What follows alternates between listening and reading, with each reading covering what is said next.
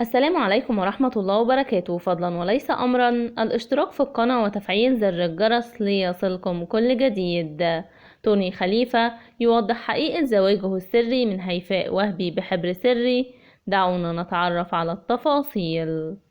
يفتح الإعلامي اللبناني توني خليفة قلبه وصندوق أسراره خلال استضافته في برنامج حبر سري مع الإعلامية أسماء إبراهيم على قناة القاهرة والناس. ويوضح توني خليفة حقيقة إصابته بورم في المخ وارتباطه السري بالفنانة اللبنانية هيفاء وهبي، وذلك خلال الجزء الثاني من الحلقة. كما يتطرق في حديثه عن علاقته بالإعلامي جورج قرداحي، معبرا عن رأيه في هوية الإعلامي اللبناني المفضل بالنسبة إليه، بالإضافة إلى توضيحه رأيه في الفنانة التي تستحق لقب صوت لبنان الأولى.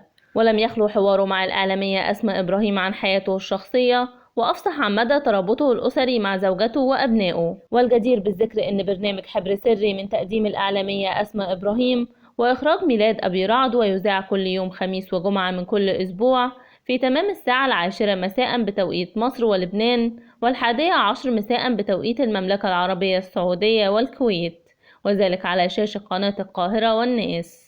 إلى هنا ينتهي الخبر. شكرا لحسن استماعكم ودعمكم المتواصل، والسلام عليكم ورحمة الله وبركاته.